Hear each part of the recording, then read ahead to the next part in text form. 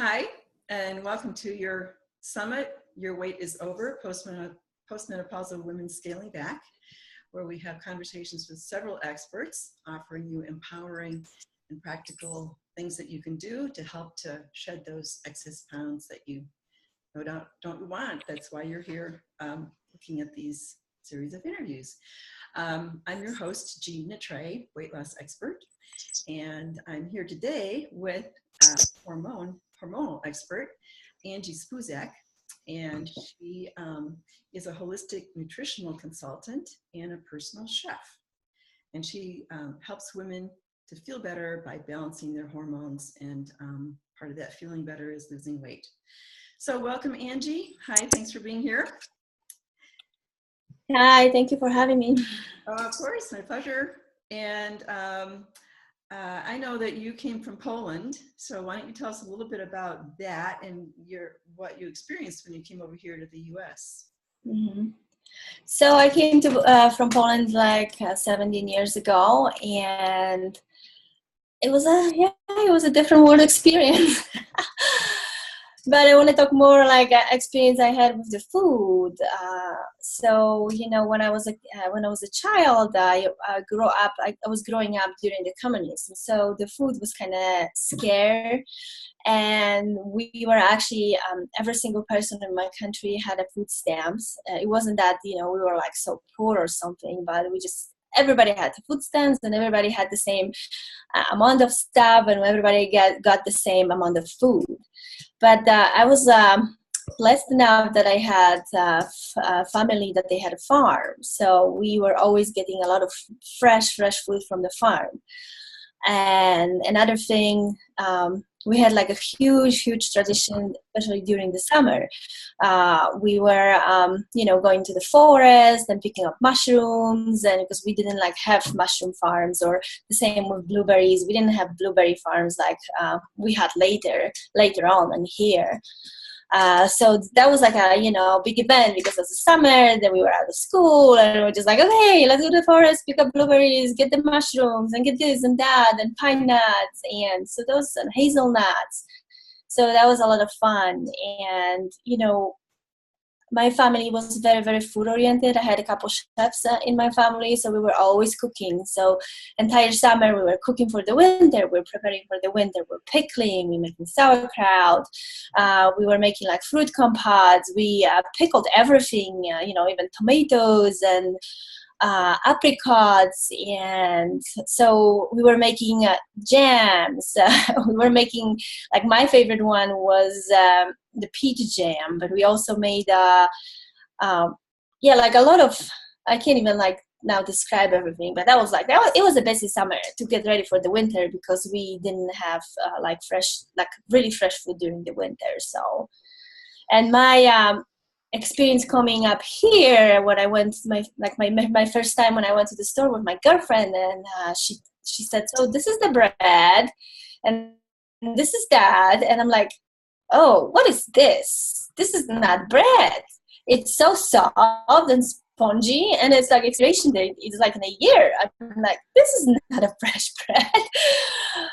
So when I start to eat this food, I immediately, start to gain weight, and all my actually girlfriends too, my friends, moving from Poland. We literally in the first year, we gained 10 to 20 pounds. And that's when my health issue started.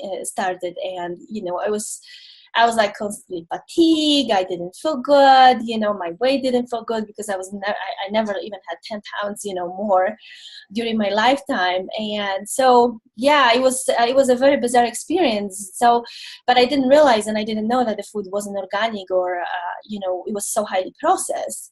And then when I went to North Carolina, running out from hurricane, actually, to visit my family there, on the way back to Florida, we stopped at that little coffee shop, and this lady was talking about selling it, and she was complaining, oh, I don't want to do this anymore. It's too hard of the work and stuff. And I'm like, oh, I always want to have a coffee shop. And we were in the process of selling our company in Florida. So I was like, and then we bought this on the spot because it was really cheap. So we just okay, let's get it. And then when we start to deal with the vendors and the people who live there, they actually introduce us to organic food. So that's when, I find out that, oh, there's a difference, Then, and I start to, after that we sold that coffee shop and we moved to Sedona, and we had a vegan restaurant there, and I became vegan and actually put a lot of burden on my health too. So now I'm just trying to, kind of recover from all of this and take care of my body and my hormones. And now I feel like I'm a pretty balanced person. Yeah. Yeah. Well, it sounds like you had a hard lesson to learn there about eating the proper foods and organic foods, and even though you knew a lot about it, so from Yes. your background, so of course you're still working with food. So Yes. as a personal chef, and that's okay. So let's just get to hormones here. And so you mentioned that blood sugar is very important, and we know that. Basically, it's kind of general knowledge to keep our blood sugar balanced. But how does that affect our hormones and weight loss? Well, hardly anyone is controlling and balancing our blood sugar right now. We're always in a hurry. We go, we get a smoothie, or we don't eat, and we just drink like 3 to 4 cups of coffee, and then our first meal is 1, 2 o'clock sometimes.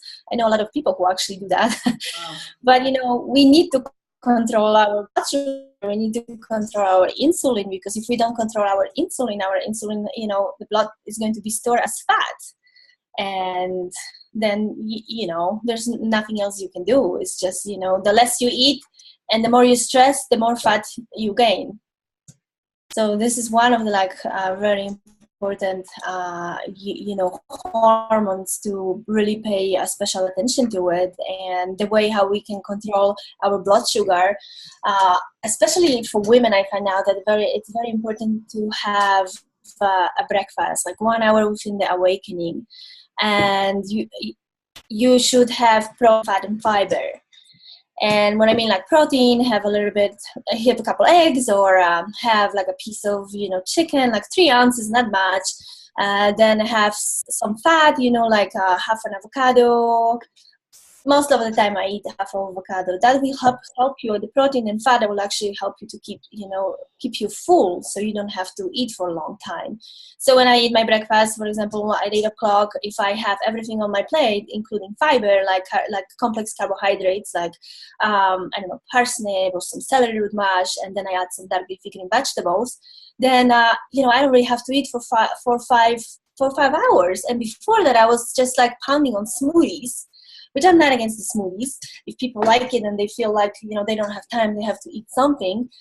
But, like 1 hour after drinking my smoothie, even though I had like some protein and fat, my blood sugar was crashing. And then I was like, I didn't have energy, and I got hungry, and then I had to eat more, and I had like more calories. Yes. So this is like that's how you can balance your blood sugar. Then you can also add some apple cider vinegar on the morning, like 2 tablespoons of apple cider vinegar with like 6 to 8 ounces of water. And what the apple cider vinegar does, it kind of like kickstart your metabolism because of the acetic acid, and the acetic acids contains like a lot of proteins in it, and then help you to burn fat.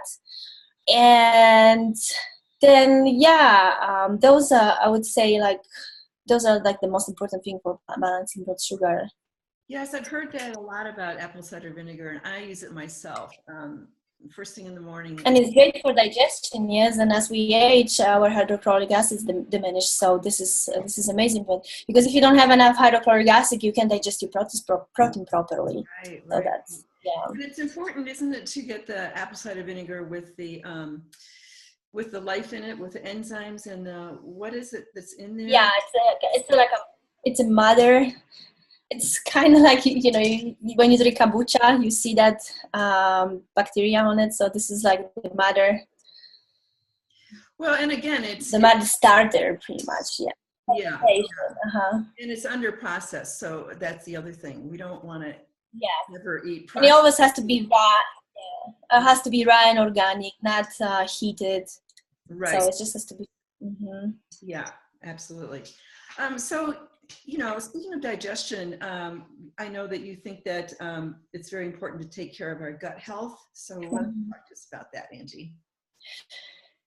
Yeah, so nowadays a lot of people are complaining. It feels to me like the way how we feel because we have gas, we have bloating, we have cramps, we have pain in our stomach, and it feels like normal nowadays, but this shouldn't be normal. If we have any of those, issues, that means that there's something going on either with our gut or with our hormones or with something else.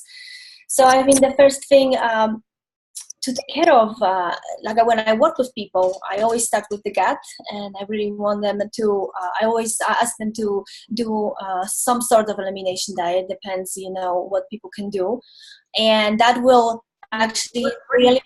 What do you mean by elimination diet?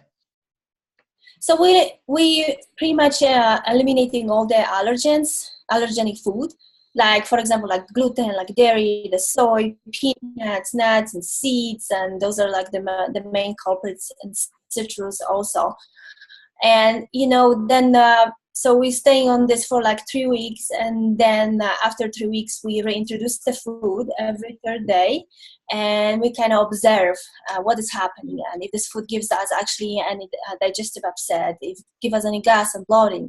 Because if we don't take care of that, this creates so much inflammation, and inflammation equals weight gain and fat. So yeah, we really, really need to control our inflammation, and food is one of the culprit. You can actually do this, yes. And I think you probably recommend eating fermented vegetables. Oh yeah, yes. They're amazing. I love them. I make them. That was huge tradition in my family. Like literally, it was so much fun when we were making those big barrel of sauerkraut. And like, if you see this in this old movie, the kids were like washing their feet, and we were like jumping into the barrel, and we were like stomping on it and kind of pressing down. It was like really fun. Wow. So yeah, we used to make sauerkraut. We used to pickle, and we used to make kvass from beets, which is amazing. It's like a drink, but it's not a sweet drink. So it's kind of like a fermented vegetable drink. Then we were making yogurts. We're making coconut yogurts too from the coconut grains. But mostly we were making just then yogurt from dairy. And yeah, fermented vegetables are very amazing, and they really help to reduce our inflammation and keep our inflammation down. And when you eat them, you make sure that you eat kind of like a variety of them, because they have a different bacterial profile. So they can give you different bacteria. Yeah, so you can whatever, one day you can pickles, another day you can sauerkraut, and there's an amazing company in Boulder, it's called Ozuke. They make very good ones, and they make all kind of different ones, like kale and carrots, and with turmeric and stuff. So there's a lot of variety now in the market. So what is the potency, or what is it about fermented vegetables that is so beneficial for us? No, it brings and introduces us to beneficial bacteria, yes, which our bacteria in our gut now is so distorted that we need to really help to bring that beneficial bacteria in order to keep us healthy. Mm-hmm. And when we pay attention to the healthy bacteria, isn't it true that the bad bacteria tend to take a back seat and dissipate, so that the good bacteria, which are very healthy for us, proliferate and provide a lot of health? And I understand that from my studies, that when you do have a fair amount of fermented vegetables and really take care of your gut and less processed foods, that it's just the way to go in terms of warding off autoimmune diseases. It all happens in the gut. Mm-hmm. Yeah. The immune diseases, yes, and along with the candida, the yeast overgrowth, and which is very prevalent right now, especially in women, because the stress of the food we eat too much sugar, too much processed food, and I think that stress is huge for candida too. So Stress is huge for what? For candida. Uh-huh, uh-huh, Yeah. yeah. I have been struggling with candida for years, and I hope maybe this time around I have a control over it. But it can take a lot of time, a long time to get rid of it. I mean, we don't want to get rid of it like 100%, but to kind of put our gut in balance. Right, in balance. That's what Yeah. we're always looking for, and that's what nature is looking for too, to bring balance to everything. Okay, so let's switch over to exercise. What would you say about exercise during menopause or post-menopause? So, it seems like, during perimenopause and after menopause, actually we start to exercise less because we don't have the same energy. But, any kind of exercise, any kind of movement is important. And what's comfortable to you, so you don't have to do whatever whoever else is saying and hate it, because if you're going to hate it, you're not going to do that. But I think the weight gain is, weightlifting is very important, because that would help you build our bones and, our muscles, and muscles helps also burn fat. But also some kind of exercise you can do even at home, kind of like a high intensity training, but not the same like we did when we were younger. So maybe just kind of maybe run a little bit and then run for 30 seconds and walk for 30 seconds, and maybe just run faster for 30 seconds and walk for 30 seconds. But also, anything, just move, like do your work at the garden. Yes, go for a walk. And, if you like to swim, just go for a swim. This is perfect for our body, like swimming and, for weight loss. So I just want to make sure that people just move, during that. And I think it's important, let's see if you agree with this, to just do what feels good. If you're working out at the gym and you've been doing that for a long time, and it's a real struggle to get yourself there, and it doesn't feel good while you're doing it, then it's probably not that healthy for you, right? I know, it creates more stress, instead of they're going relaxed. Yeah. Gym is not my friend either. And what was that? Say again? Gym is not my friend either. I really struggle to go there. So I've decided that this is not my type of exercise, and I'm going to do what I like to do. Yeah. I like to go in nature. I like to hike. Yes. I like to do yoga, and I like to jump on my trampoline, and so I like to swim. So I chose the exercise I like, and I'm enjoying it. Sure. It sounds great. Yeah. So, and what dietary tips can you give us about successful weight loss? We've talked a little bit about it, but is there something else you want to say? Certain foods that you want to eliminate regarding weight, and certain foods that you want to accentuate to drop the weight? So one of the most important is eliminating alcohol. And especially during after menopause, we tend to actually drink even more because, we hang out with friends, we're going for dinners. But I want to really stress on that, because, alcohol is diuretic, and also takes out the most important minerals like zinc, magnesium, and calcium, and potassium. But, when the alcohol is metabolized by the liver, so liver only focus on metabolizing exercise and is leaving everything behind. So everything what the liver doesn't metabolize gets stored as a fat. So maybe one small glass a week of red wine, that's fine. But really, this is very, very important. And I've also noticed that a lot of people think that they're hungry, but they're actually not hungry, but they're actually thirsty. So I really strongly encourage women to actually drink more water, like water with lemon, because the lemon, helps detoxify the liver. So those are one important things. Another is, I personally think that gluten should be out of our diet because it creates a lot of inflammation. Out of our diet? What did you just say? Gluten, yeah. It creates a lot of inflammation, it creates weight gain, and it's not, I've noticed that gluten is not the same here and not the same in Europe, because I don't eat gluten, but when I go to Europe, there's not a lot of gluten-free food, so I eat a little bit and I feel just fine. But yeah, it's better to avoid that.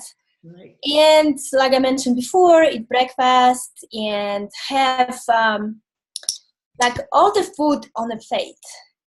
So when you eat, you see the food you're going to eat, it's there, yes? Because sometimes we just like, oh, we grab a plate, we're going to work on the computer, and we just munch on it. And then all of a sudden, oh, did I eat that? And I'm like, no, seriously, I'm looking for, like, I had those 3 crackers and I seriously thought that my dog took it, yes? And I'm just like, oh my gosh, I ate this and I don't even remember. So it's important to be mindful of what we're eating. Yes, it's very important to be conscious, because if you have a lot of food on that plate, you're just going to munch on this all day long, you know, and then you introduce more and more calories. So just put on the amount that you know that you need more than that. Angie, this has been delightful. Angie Spuzak talking with you. And why don't you tell us what your free gift is that people can get? My free gift is a guide to balanced hormones. Great. So you're going to enjoy, you know, this is like the main points I'm working with my clients with balancing hormones. So all the best stuff. Well, and the hormones direct so much in our bodies, not only around weight and reproduction. Yes. So much. It's very fascinating. The endocrine system is very fascinating. All right. Well, thank you so much for being here with us today, Angie. And viewers, check your inbox tomorrow for a couple of more interviews. And thank you for being here. Bye for now. Thank you. Bye-bye. Bye.